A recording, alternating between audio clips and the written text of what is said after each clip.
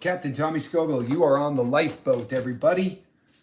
It's 9 o'clock on the West Coast, and we are on Lifeboat Live, people. We're back. My batteries are charged.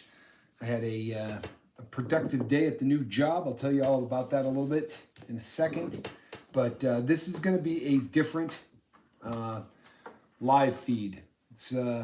I promise to get interactive with you and answer some questions from the live chat. But I'm going to do that later in the show because there are some things that I want to talk about that I absolutely have to take care of before I get anything else going. This is, I'll explain as I go. I've got some things that there are so many people that ask the same questions in my emails again and again, and I want to get some of these questions answered because they're nuts and bolts stuff. This is stuff that you absolutely, truthfully have to be aware of.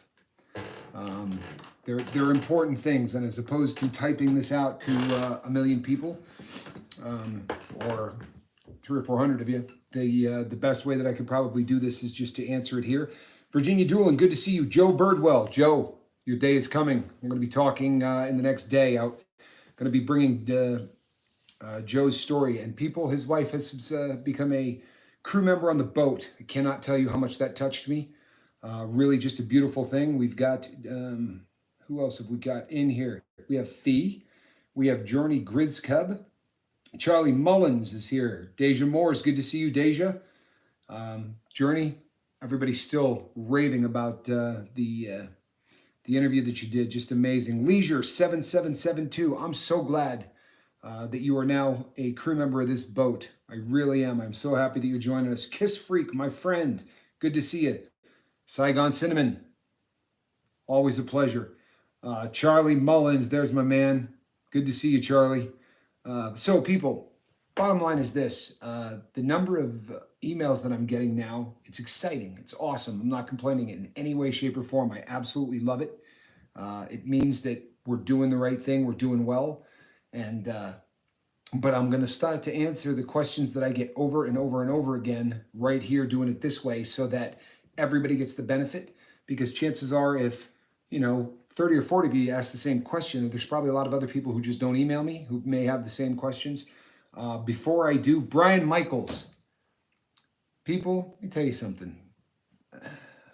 I've said before that you people keep me going in a way that, Cemetery 76, good to see you. That you people keep me going in a way that I cannot even explain. And I'm not telling anybody anything they don't know. If you start doing well, there are people who are going to break you down. There are people that are going to say bad things. And there are people that are just going to be jerks. And Flaming Jackson, good to see you. You have to do everything you can to just let that roll off. And I have given that advice to so many people. Don't buy into the haters. Don't listen to them. It's just hate. But the truth of the matter is that when it's nonstop, eventually, there are days where you just go, oh man, I didn't feel like hearing that again. And I got a snarky, just rotten troll style message today at work, and the phone went off, and I picked it up, and it was just vile. I wouldn't dignify it by repeating it or anything else. And I was in the process of trying to delete it before I read the first 3 lines and knew where it was going, and was trying to delete it. Hunter Haas, always a pleasure. I was trying to delete it before anything happened. Jacob Forrester, I've got to talk to you later too. But and then Brian Michaels' name popped up on my phone, and Brian had taken the time to send a gift. People have been a jerk about this in the past. I can't tell you how touched I was, and the timing was just epic. I mean, it literally, I wish it could have been on film so you could have seen what the screen of my phone looked like. And it just went from someone who obviously hates me for the sake of hating me to somebody who's just a part of this crew, and somebody that is here day in, day out and appreciates what I'm doing as far as assembling everybody and putting this whole thing together. And it was just, people, if we get 5 million people on this crew, what Brian Michaels did this morning is something that's going to stick with me for the rest of my life. I've been a jerk in the past about assistance, and I'm getting better. I promise you I am. I'm getting better at taking assistance. I'm getting help from people, and I'm getting better at taking gifts. Brian, you're a stand-up cat, and it was just really a beautiful thing. It touched me to my soul. I can't even begin to tell you just how much that meant to me. So thank you, my friend. That was absolutely beautiful. It really was. You're a good dude. Now, I do want to get to the questions, but there's a couple of announcements that have to be made too. So I'm going to do that real quick. Number one, the t-shirts are done, people. They're ready to be ordered. My problem is this: when I'm working this job, I'm going back and forth, and I'll get an email that says, "Well, we were putting a link up on your page, and we need this, this, and this." I can't pick up the phone, right, and send anything back. And because I handle all of this, at the first break, I got the email. So that's 3 hours into my day, and I'm as fast as I can trying to go to my page, get the link, get all of those things, and try to get it all figured out at the same time. And so I send that off. I'm like, man, I got it. I got the link from the page. I gave him exactly what the link was. And at lunchtime, not 6 minutes after I was done eating lunch, I get another buzz on the phone. And it said, no, what you gave me was the link. What I need is, and there's 4 other things I had to do. So people, they're done. They're waiting. I've already ordered the first batch to me, but the link will go up. I'm praying on everything on the planet that it's going to be tomorrow, that I have ironed this all out. The girl that I deal with over at Bonfire, that's who we're going with. The girl I deal with at Bonfire was not on today, so I was dealing with somebody completely new. Hopefully she's back on tomorrow, but I think I got everything done so that you'll be able to buy the t-shirts. They're insane. They look awesome. Saigon Cinnamon will be getting the first shirts, people. One for he and one for his son, because I want to make sure that, it's a really big deal to me that, that this is Saigon. This was the Saigon shirt. And I want the first image ever taken of these shirts. You're not going to see me in it until there's a picture taken of Saigon and his boy, because I want that to be the first thing that we post up on the Facebook and here on the channel as well. Just it's the way it's supposed to be, and it's going to be that way. So that's that. The next announcement is this. Obviously, the face of the boat changes, right? We just keep making improvements, and that's the design. That was, part of getting YouTube as a partner. The haters are talking about me getting rich. The purpose of that, I mean, ideally, in a perfect world, I gets to a point where I can do this and nothing else, because this is really where my heart is. But that really isn't the point of the partnership, people. The point of the partnership is so that more people see the boat. In the last 7 days, we have increased the crew by 13% of the entire, take the whole crew, we got another 13% added to it in less than 2 weeks. So it's working. Now, as we're getting pushed out further and further because of this partnership with YouTube, we want the boat to look a little better. So there's going to be some visual changes that you see in how we do things. People, you're probably, Oculi, good to see you, my friend. Jesse Brown, I'm glad you're here.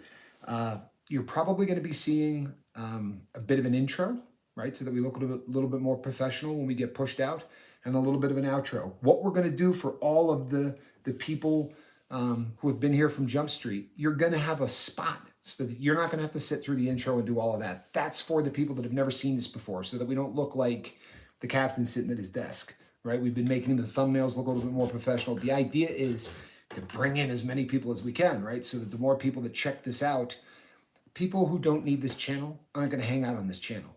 But people who need it are going to have enough eye candy to see what we're doing. It's not about editing, and it's not about smoke and mirrors and things you see on a lot of other channels. It really is just about us doing what we do.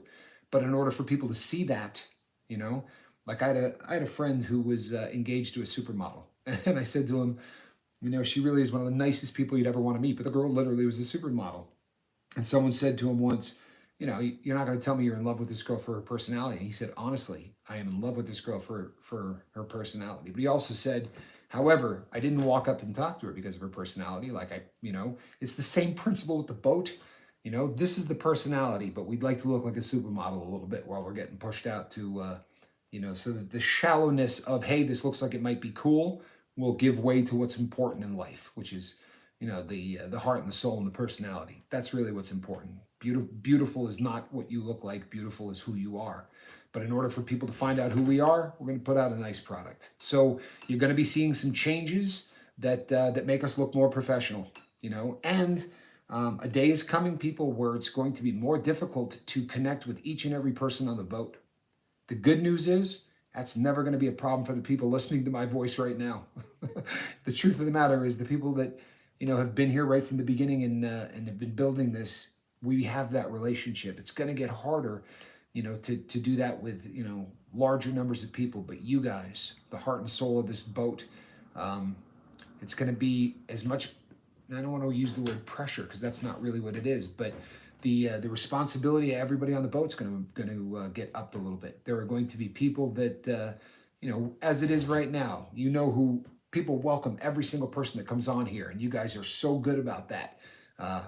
That's what people talk about. I promise you, people. I said in an earlier video, this month between my two different email accounts, because people still email the old email address. I still get it all the time for the Tommy Scoville show. So between that email and the new one, we've had 1,600 emails so far this month. So all of these emails that come in, I promise you, people, if it wasn't like a confidentiality thing, I'd like to just print them all, because the number of people who say, the people in the comments section are just like nothing else.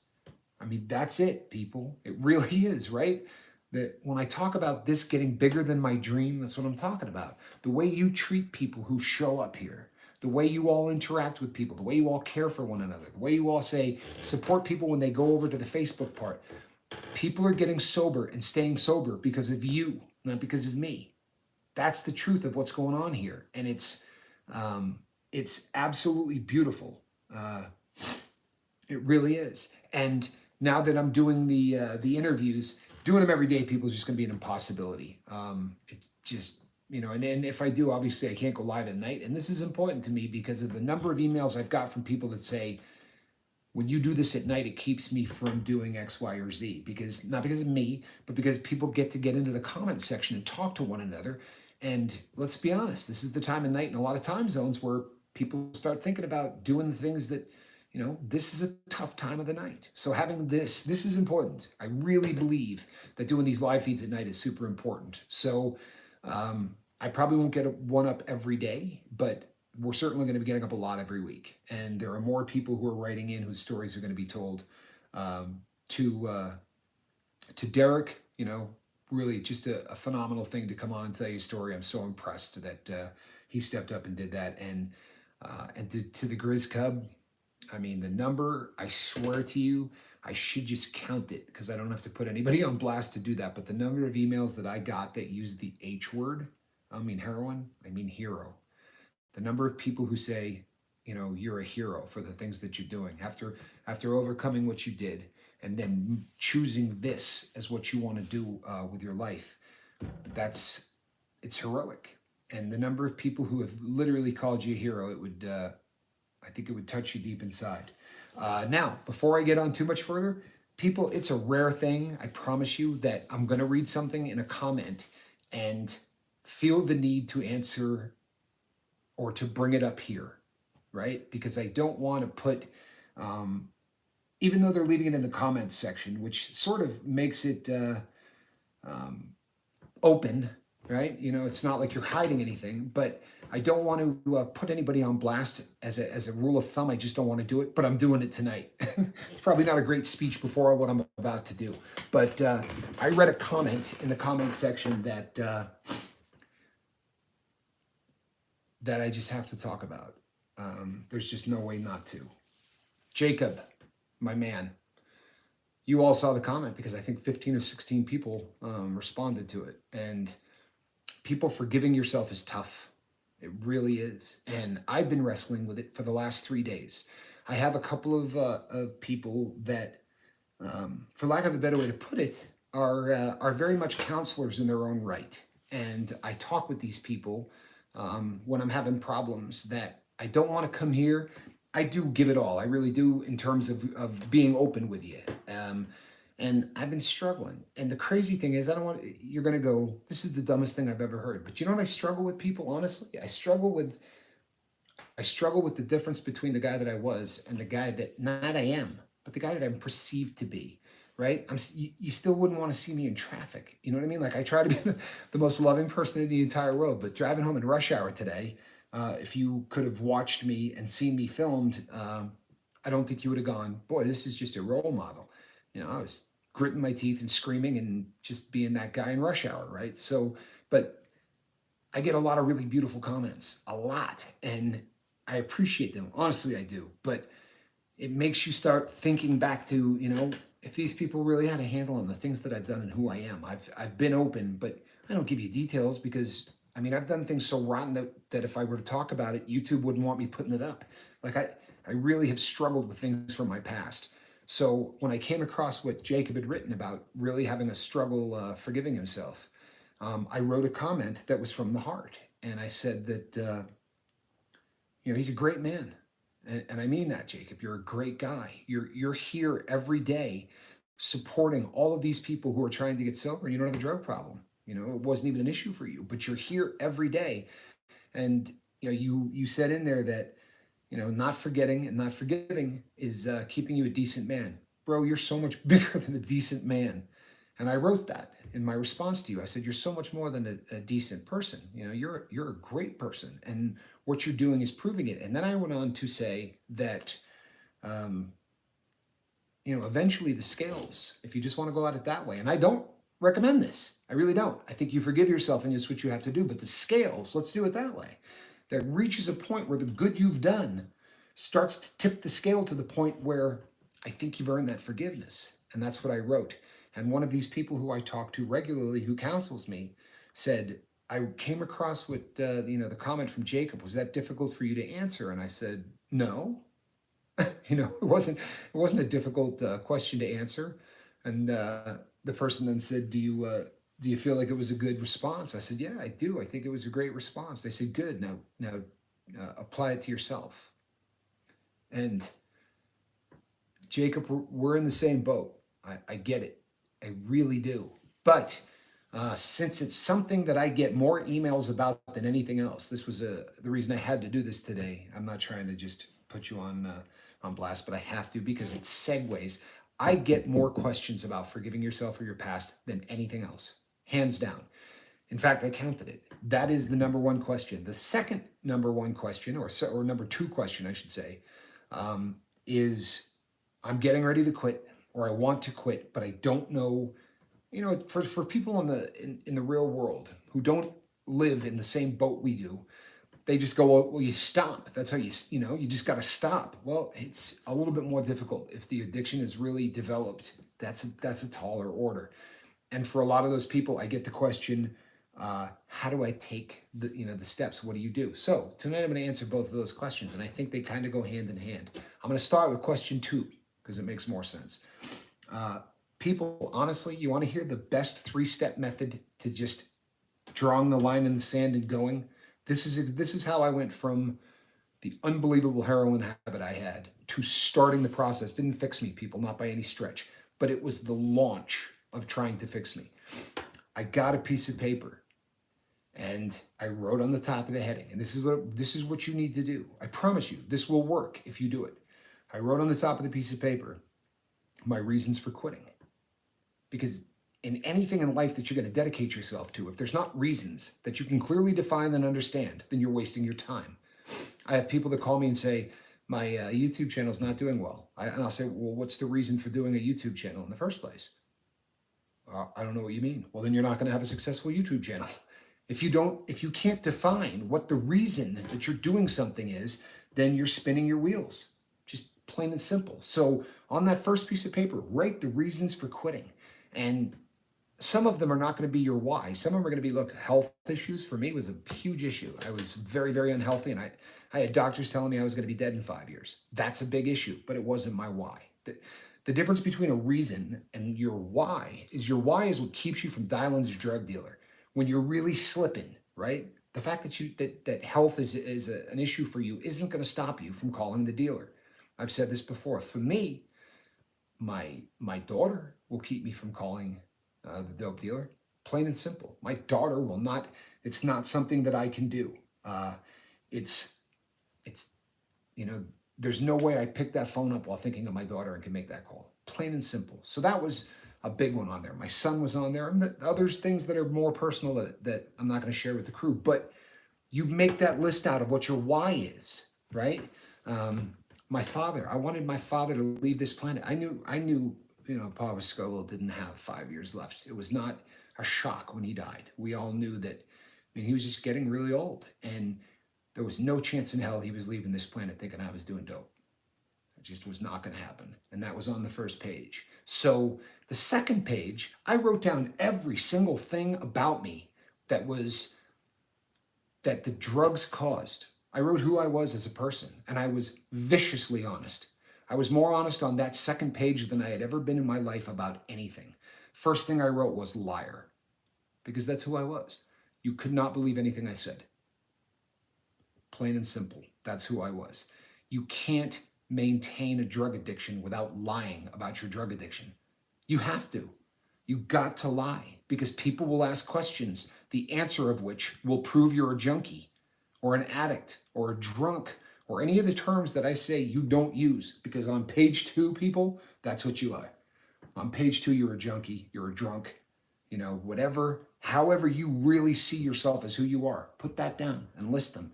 I was unreliable. I was the guy that was going to call in sick to work, right? I was the guy that you could not count on to do what he said he was going to do.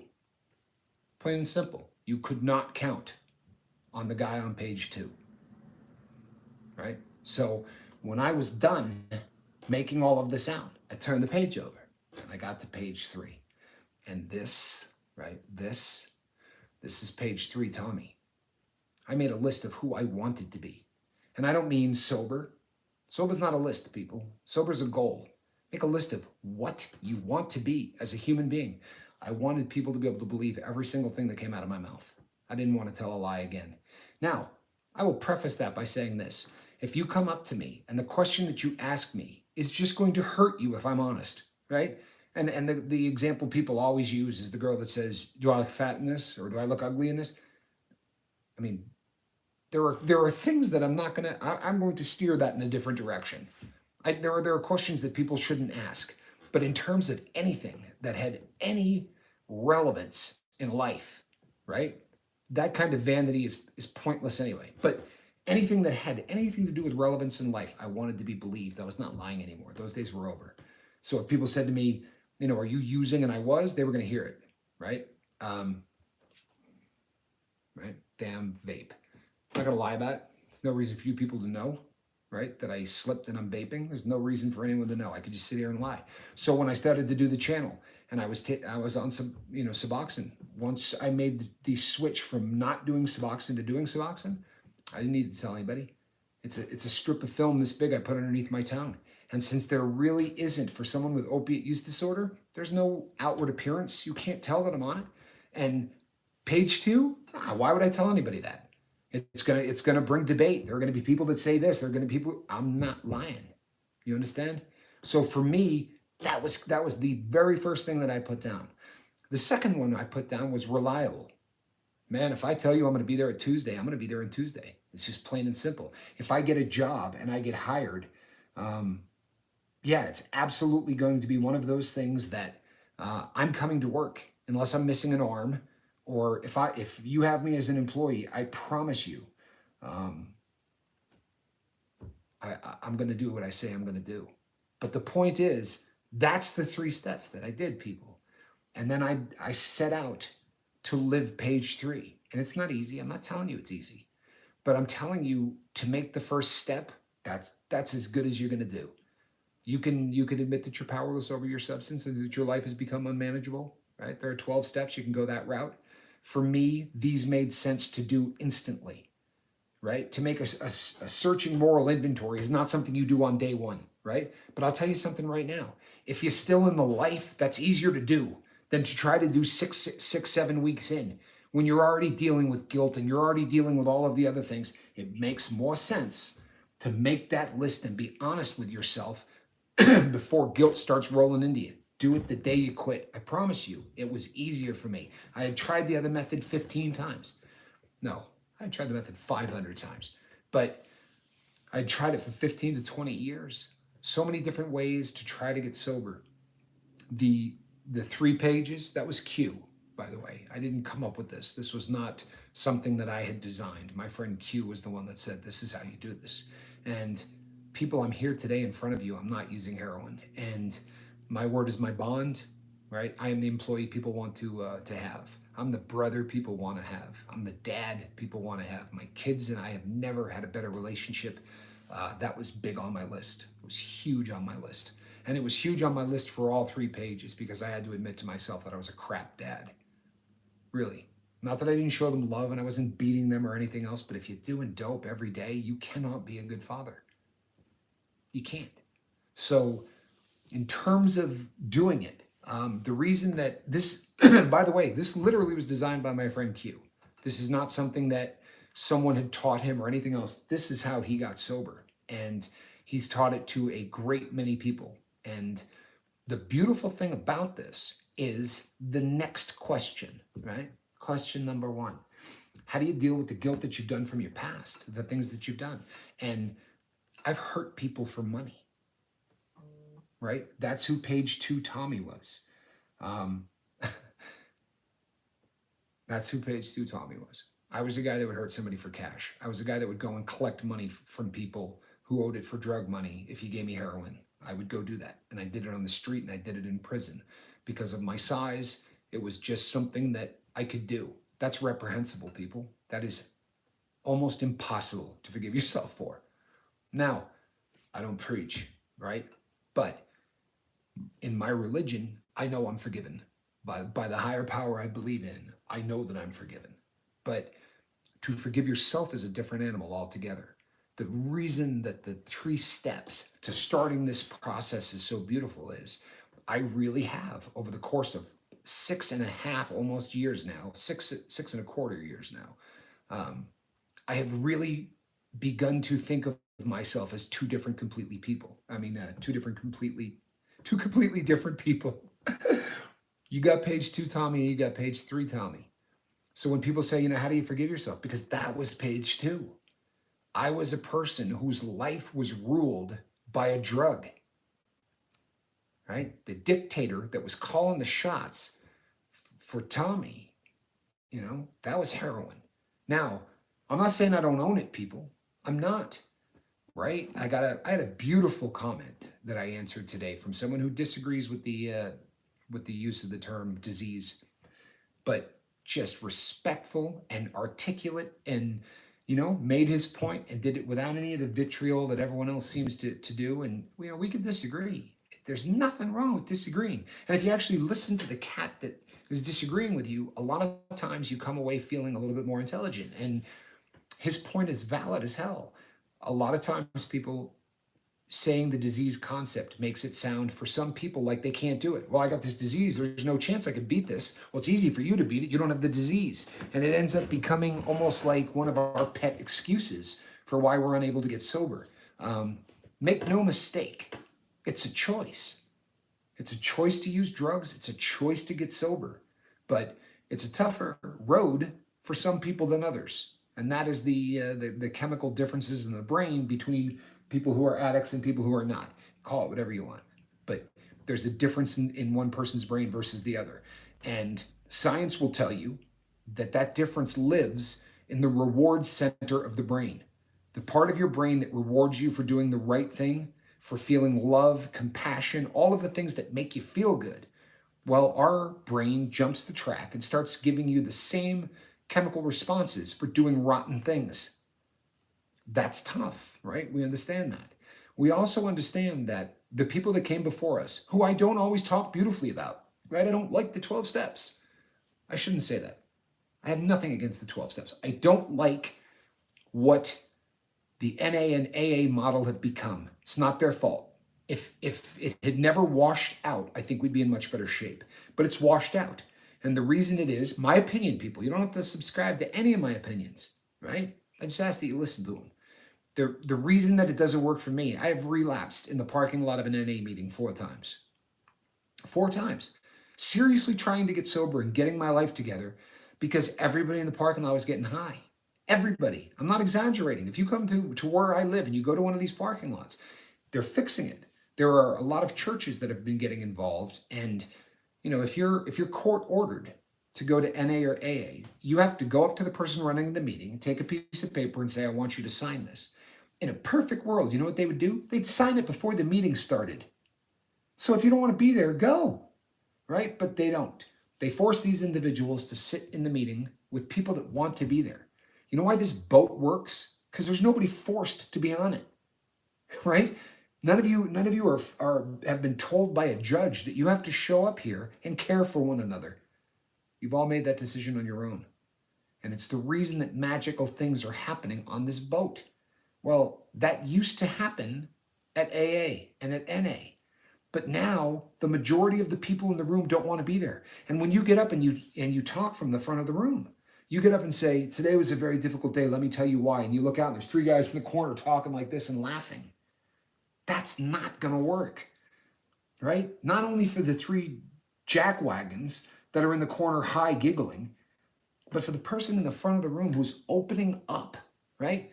Why do I make rules on this boat? Why did I have to say, look, if you're a mean person, I'm getting rid of you? There are people who are very upset with me about that. There are people who say, those people need it the most. Well, they might. They might. But I'm not going to let these people water down what we have. Take Derek. Take Journey. The courage it gets. They're not just sharing. They're sharing with a potential of how many people, right? Right now, 300 or 400 people, 500 people are going to see a really good video on this, on this channel. 600 or 700 people might see. But if this channel grows to where we want it to, there might be 20,000 people that see that. That takes courage to open up and do that. And one of the reasons that people are comfortable doing it here is because they feel as if there's nobody waiting to mock them. There's nobody waiting to do the hatred that you find other places. Why? Because we're going to get rid of them. Sorry. I'll tell you what, I got an email from a guy, doesn't matter who, but I got an email from a guy that said, I would really like to get back on the boat. You're not going to see hate from me. I've checked out a couple of different ways of doing things, and I really would like to just be back with the positive and all of that. I said, welcome back, right? But you're going to have to shoot me an email because I'm kicking everybody off of this channel who's going to treat anybody in the crowd with disdain. There's just no room for it. So I badmouth what has happened to the 12 steps. I don't badmouth the people that came up with it. I mean, let's be really honest, people. If it wasn't for Bill W., right? If it wasn't for the 2 people that founded AA, we're not having this conversation. I'd be knee deep in heroin because those people were the ones who figured out the fact that an addict and an addict could get each other sober. Doctors didn't figure that out. Doctors said, keep them away from firearms and motor vehicles. They're going to kill themselves. Don't let them hurt anybody else. That was the medical doctrine on what it meant to be an addict, right? 2 people who got together and literally said, tell you what, I won't let you drink tomorrow. You keep me from drinking. I can't stop myself. I'll stop you and you stop me. And 2 people figured out a method that we're still using today. And they polished it up. They came up with the 12 steps. And if you read and go into the history of what those guys did, let me tell you about intestinal fortitude. Let me tell you about heroes. They would set up in some very tough parts of town. And people would come in and say, I want to find out how I can cure this, because that's how it was worded back in the day. I want to be able to cure this disease or this illness or whatever you want to call it, right? I want my alcoholism under control. And they said, if a guy came in and was going like this, right? If he's got the delirium tremens, do you think that guy's going to be able to listen to you? So they would go and get a 5th of gin from underneath the sink and pour the guy 4 shots so that he would be able to be steady enough to listen to what they had to say. I promise you, people, no matter how much I want to help all of you, I couldn't pull heroin out to give to some of you and then to you know what I mean? I couldn't be near that. How much strength did it take for those guys to do what they did? Talk about heroes. Every single person on this boat is a friend of those guys, right? You see the bumper stickers that says another friend of Bill? Look, There's nobody on this boat that isn't a friend of Bill. I don't care what your drug of choice is. Without those people, none of this is real. None of this happens, right? The proof that this could happen. The people whose shoes, who walked the path before we did, were giants. It was the criminal system in the United States of America that destroyed it. There was nothing wrong with 12 steps as a sorry, Steve. I will do that. Sorry, people. Occasionally something will pop up over here. I will do that. I will do that. So yeah, I'm not. There's one other thing, one other funny thing I want to address, and I'm going to do it. It may be in the middle of something, but if I don't do it now, I'll forget about it. There's been a lot of hay made concerning the fact that I took some videos down. Some people have said some things about in the not so nice community. They have suggested that I took down videos, or I was forced to take down videos by our new partners because I looked under the influence in the videos. I took down the video because the subject matter was going to cause our partners to take a dim view with advertisers. If that happens, we don't get pushed to the four corners of the world. So if I had a video, even if it happened to be an odd heading, if you have a heading like, let's talk about porn, do you know what the algorithm will do to that? It was an important video, and I will redo it, but I assure you I will do it under a different name. But the videos that I took down, each and every one of them had to do with the title of the video. The videos will all be reshot. The haters will hate, and there's going to be more of them, people. They're going to come. And the reason is we're doing what we're supposed to be doing. The numbers are growing, and the success is piling up. Not on me. I promise you, none of this is because of me. I will take credit, people, for the idea of getting this thing off the ground. That's me. There's no two ways about it, right? I'll take 100% of that credit. I'll do this one every once in a while. How's that? Where's it at? Oh, my steps. There you go. Look at this. Participation trophy. I came up with the concept. From that point on, watch my first video. Watch the second, third, fourth video. Then watch what's happening now. What has changed isn't me. What has changed is this, right? The crew on this boat, the people who have stepped up to the plate, took ownership of this thing and wrote goodbye letters. People, the day that I read the first goodbye letter on this boat was when we started to see the numbers increase. Since then, over 10% increase in the number of crewmates. You people, not me. That was all you. So continuing down to do what we do, continuing to put up stuff that's going to resonate. I can sit and talk about this stuff till the end of time, and I will use the live feeds, sort of nuts and bolts stuff that people can use. But the important stuff on this show, on this channel, is really going to be the Derricks and the Journeys and the goodbye letters. What is making people realize that we really are all in the same boat? You do realize that anyone that does anything where they sit in front of a camera or they go on stage or they do anything where the focus is on them, one of two things can happen. If they have something that's really entertaining, then it will begin to grow. What we're trying to do here is not be entertaining, right? I mean, I don't want to bore anybody, but what we're trying to do here is a twofold mission. So we've got a lot of new people that have become crew members, right? 10%. So if you haven't heard me say this before, listen really carefully, because we have a mission. There's two really important parts of this mission. We want the world to view addicts differently than they do, because there is a disservice done to people who suffer from addiction. And it is the number one cause, in my opinion, for why more people don't get help, is because the stigma that has been put on us by society. You want to talk about a marginalized part of the world? People who have the disease or the illness or the I'm sorry, people. I promise I'm going to stop saying that. But people who have problems with addiction, it's so difficult to go any place where someone is going to say to you, um, where someone is going to say, you have a, I have a problem. And people are going to look down their nose at you. They're not going to treat you with respect. Why would you go and ask for help? The Grizz family, you got to love them. You know, when I did the interview, I got a beautiful email from Rhett that just said, I really appreciate, you doing the interview. I almost had a heart attack.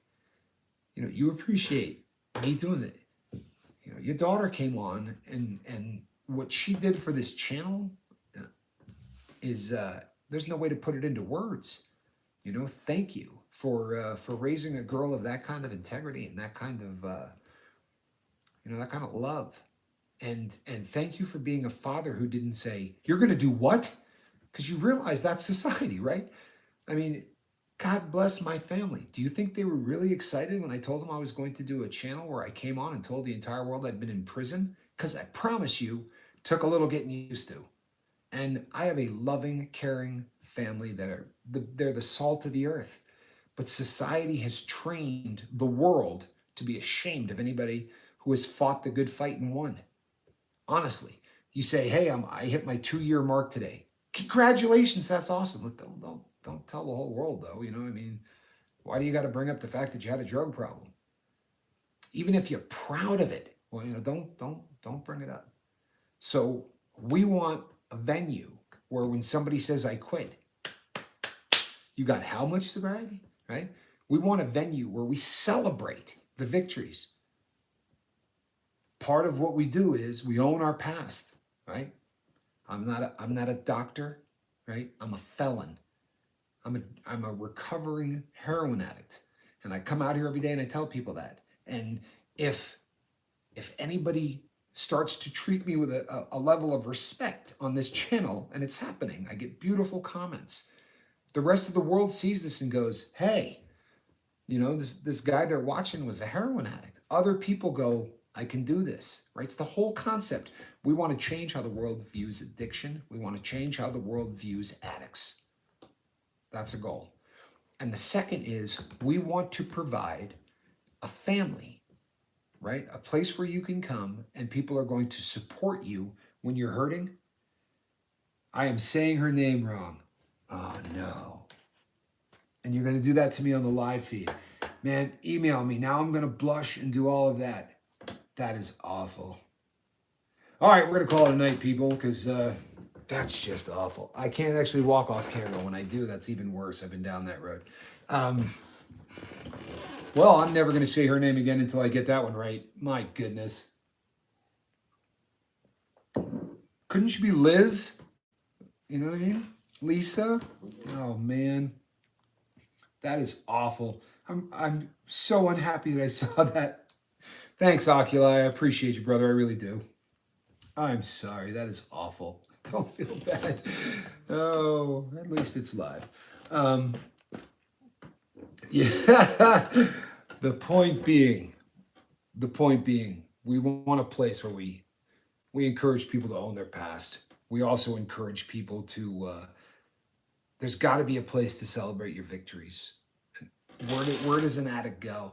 I mean, there was a time where you could go to a 12-step program.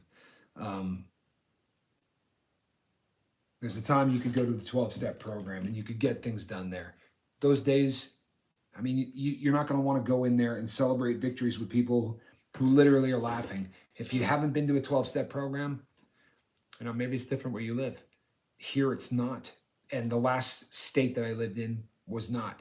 There are so many people in the room that are literally clowning. I mean, they got high in the parking lot before they went in. They're only there to get a piece of paper signed so that the judge will allow them to stay out on house arrest or any of the other reasons that they mandate someone to go there. And it's just, we want a place where people can come and celebrate recovery, celebrate the fact that they're fighting the good fight and winning. And that is important to me.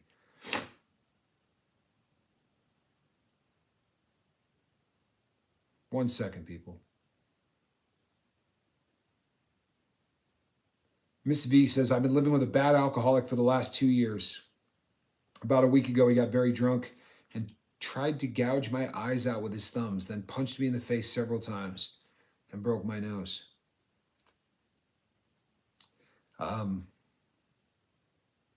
Miss V, this is one of the most difficult subjects for me to tackle. Let me be really honest with you. This is such a difficult subject for me to tackle because the advice that I want to give you is get as far away from this human being as you possibly can. There are people, and I don't understand the reasons. I've read about them. I've read book after book about it, and how very oftentimes, because of how certain people have survived things in the past and seen things in the past, will stick around in relationships like this. Let me make this as clear as I can. I'm not a doctor. I'm not. And I feel there is an area that I really feel is my wheelhouse and I feel very comfortable talking about. This isn't one of them. And my reason is I'm not capable of understanding how somebody sticks around for abuse because it's not something I lived. I've never been in that boat. But the people who do, please listen to this.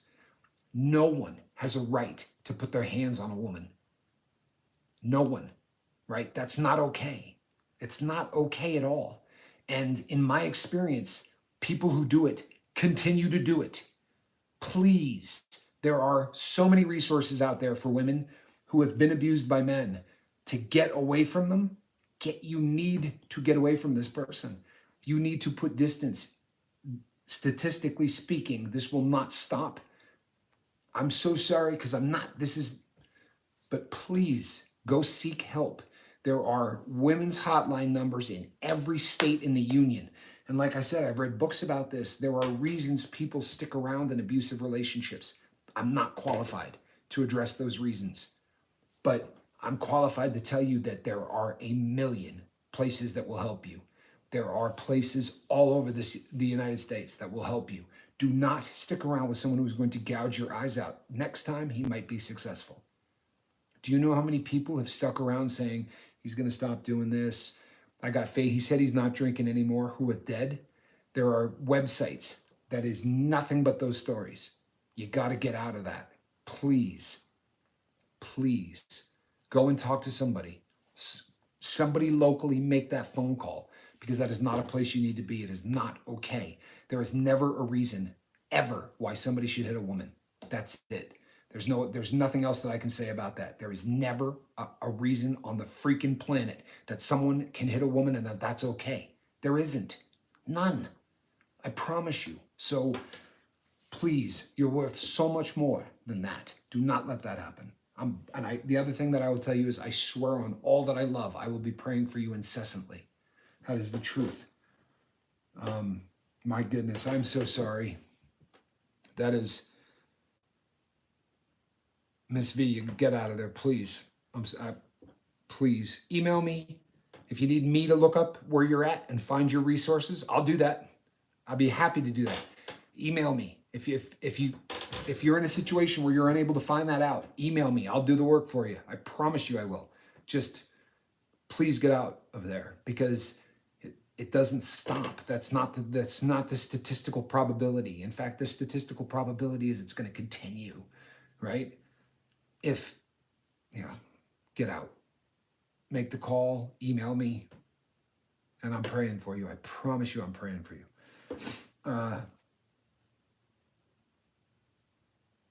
It's like Journey. There you go. That would have been nice. My bad.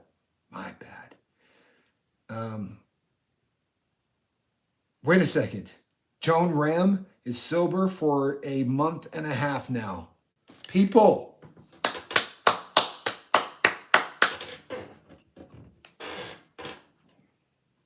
Best part of this job, the best part of what I do is when a comment comes and says how long someone has been sober. Good for you, man. Good for you. A month and a half. He's in jail now. You know what? I'm glad to hear that. When he gets out of jail, he's had 2 weeks, 3 weeks to be sober, whatever. He's going to call and say, I'm done. I'm never going to do this again. No. I'm sorry. No. It's got to stop. I promise you that they're going to say anything when they get out of jail. They are. And you know what? The crazy thing is this, people, he believes it. that's the nature of that level of messed up, is that everything he's going to be telling you, he believes. But it's a learned behavior, and that behavior is going to be harder to break than the alcoholism. A guy that will put hands on a woman, try to gouge her eyes out, that's his biggest problem. Seriously, the alcoholism part will be considerably easier to treat than the fact that he's willing to hurt a woman. Miss V, you are worth so much more than that. You are worth so much more than that. I'm glad he's in jail. I'll be really honest. And from a guy that's been in jail, I hate saying that out loud, but I am glad that he is in jail. I hope he remains there for a really long time. That if you knew how reprehensible people like that are in prison, people who put hands on women and do things like that, that is unforgivable. Even other convicts, you hurt a woman or you hurt a child, you would not believe the things. Let's just say that they deserve everything that happens to them in prison. For real, they do. That's just not okay. That is not okay. And I am going to be praying for you every minute of every day. I'm going to be praying that he's in there for a really long time. And I'm going to be praying that no matter what he says, I don't care if he shows up with a 15-carat ring and $200,000 in a suitcase, you're going to tell this man to go away. That's my prayer. Please. Yeah. I really, really hope that he's in there forever. I'm sorry. That's so tough. It really is. That is just so tough. I'm sorry, people just going through. I want to make sure there's nothing else that I'm missing, because there's nothing, nothing more depressing than getting off of one of these and then reading that, I missed congratulating someone for sobriety or anything like that. One of the other changing complexions of the boat is, in the very near future, right there where you can't see, is going to be this big, and it's going to be your comments scrolling up. So you will see me do this one, and that will be the end of it. We're gonna get this boat polished up, people. I promise you. I've said this before, but I bet it's been a really long time since I have. This took me by surprise. Right, I'll be really honest with you. This took me by surprise. Everybody's prevailing wisdom was that I was going to be doing a channel where I eat really hot things. My brother and I have a tolerance that, I guess, genetically, we eat things that are hotter than what other people can eat. And the world basically was expecting that channel. And I did something that was really not what they were expecting. And I didn't have the faith in this. I had the faith that I was going to do it, but my thought was that there would be 6 or 7 people that might stick around. I did not know that. I wasn't 100% convinced that the world would see what I was trying to do, and I thought that if they did, I thought people would show up. But the way you people are interacting and the things that you're doing to support one another, I could show you the book. My goal was that by a year to a year and a half into what I was doing, that people would get it and that this would start. And it started in like 8 days. And because of that, I was woefully unprepared for the growth. Just keeping it real. I was woefully unprepared for the growth. We took off so fast. I think I've said 100 times, my goal was to have 4,000 hours and 1,000 subs by January the 1st. And no one has ever beat my tube of terror. In fact, no one has ever got close. I'm still in there tight at 43 seconds. The fastest that I have heard, anybody that had it on film and could document it, the fastest I heard was 1 minute and 22.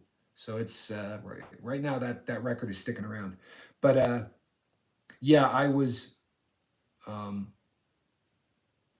really unprepared for how fast that this grew, and I kept moving the dates. Right, I hoped to hit that by maybe Thanksgiving, and then I wanted to have the numbers by Halloween. The fact that we're not only have the numbers, but we're in business with our new partner. I don't have any time. I got to get this thing polished up now, and doing that and working and all of the other things it is a challenge. The microphone, the boom mic that I bought, will not work with the new setup. It's why I sound like a tin can when I put it on. So what I need is a really good lapel mic, and First paycheck, people, just hang tough with me. The first paycheck, I promise you, before I put gas in the car, I'm buying a I'm buying a lapel mic so that I have a very consistent setup with the so that squeak, squeak, squeak, squeaking. I would assume you're talking about the chair. Yeah, it squeaks. It absolutely does. I cannot get rid of this chair, people. I have tried to take the squeak out of it. I really have, and I will continue to work on that. You have my word. I will try to move less. But one of the other things that will, yeah, you're funny, Deja. One of the other things that the boom mic is going to help with that immensely. The boom mic that I'm buying, which unfortunately is a small fortune. It's not. They sell them for $14, but it won't do what I'm wanting it to. The one that I'm trying to get will literally do nothing but this. So, this people going by in the street, rain, none of that's going to be an issue. The only thing that you'll be hearing is right here, and hopefully in the very near future, you people will be cracking jokes about the squeaking chair for people who have no idea what you're talking about. That would be really nice, and I have a feeling that that will be happening. I mean, the cracking jokes part. You guys are at least consistent. Um,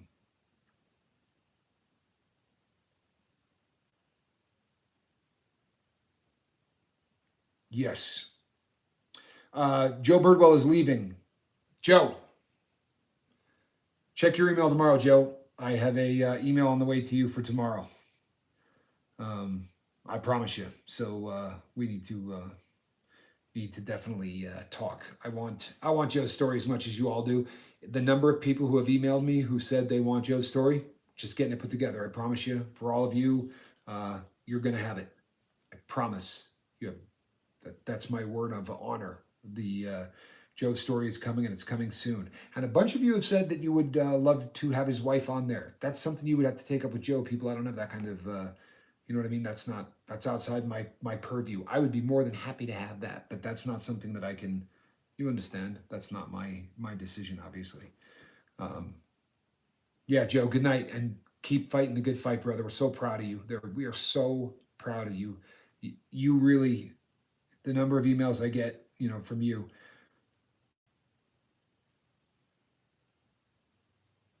I'm sorry. Just checking here. Brian Michaels at Keep the Squeak. Nice, Brian. Nice. Right? It won't be the lifeboat. It's the old captain's chair. People, this is a very like you have to see the aesthetics. Like I don't know if you can see it, but that's it's quite a old captain's chair we have here. This captain's chair is at least twice my age. No, but close. There's nothing left that's twice my age. Let's be honest. Well, people, we are coming up on the 1 hour mark. Please look tomorrow if there is any justice in this world. When the first video goes up tomorrow, there's going to be a t-shirt link on there, and you're going to be able to click on there and buy the Saigon Cinnamon Official Never Quit Quitting shirt that says, that has the lifeboat crew on it. Really, really cool stuff. So, yes, we are at that time. Let me just say real briefly that, we do a lot of clowning and we keep it all in perspective. People, I think that that's something that's kind of important. It is that we all have a good time. And Fiona just said something great. When I said that this chair is at least twice my age, Fiona said, so it's 42. Love you, Fiona. Right? Love you. You're full of it. But no, I'll tell you what, if we went just by maturity level, I'd be right in there. I definitely peaked out at about 21. Before I end this, Miss V, if I offended you in any way, I apologize. I'm praying for you. It's so important to me that you know that you are worth more than that. And the right thing to do is to make sure that I'm telling you, there's a guy out there that is dying to treat you great and never put hands on you. And when I look back at page 2 Tommy was the biggest dirtbag that ever walked the globe. But I never put my hands on a woman. You know what I mean? Ever. Well, And I never hurt a woman. I never hit a woman. I never did any of that. It's reprehensible behavior. There is nothing that makes that all right. You know, I've had, just since the channel started, I've had people send emails and women have said things, and I'd say, you got to get out of there. You know, you got hit. I get emails like this all the time. And you know, I had a girl say to me, well, that night, you know, I really had it coming. No, you didn't. Like, there's no such thing. That is so flawed. I can't even put it into words. There is no excuse, right? There's nothing that you can do that justifies that. Nothing. There isn't. And I'm sorry, I'm not trying to harp on that. But Ms. V, I apologize. It is how I feel. And I promise you that I will be praying for you. That is something that I absolutely guarantee. More than anything in life, I guarantee you that you will be in my thoughts and prayers, and that you know, that this is not something that is ever going to happen ever again. Sorry, people. And Brian Michaels, thank you, brother. I mean, you pulled me out of one this morning. I don't think you have any idea the different spin that put on my day and on my outlook, and honestly, where I'm at in life right now. That's going to stick with me for a very, very, very long time. It means the world to me. So, everybody, I'm Captain Tommy Scoville. This is the Lifeboat. And you know what, people? I'm going to be back here tomorrow night. We're going to do this again. Between now and then, well, and tomorrow morning, you might want to check in that we know the times that we're going to be going up at 8 o'clock in the morning. So everybody pop in, check out the 8 o'clock video. The next one will be going up at 6 o'clock, right? Oculi Mortis, you have a good night, my friend. 4 wheels, Oculi. 4 wheels. All right, everybody. Captain Tommy Scoville, Kiss Freak, Virginia, all of you, Fiona, Deja, Charlie Mullins, the whole crew. Love you all. Have a great night. Bye-bye. I'm out of here.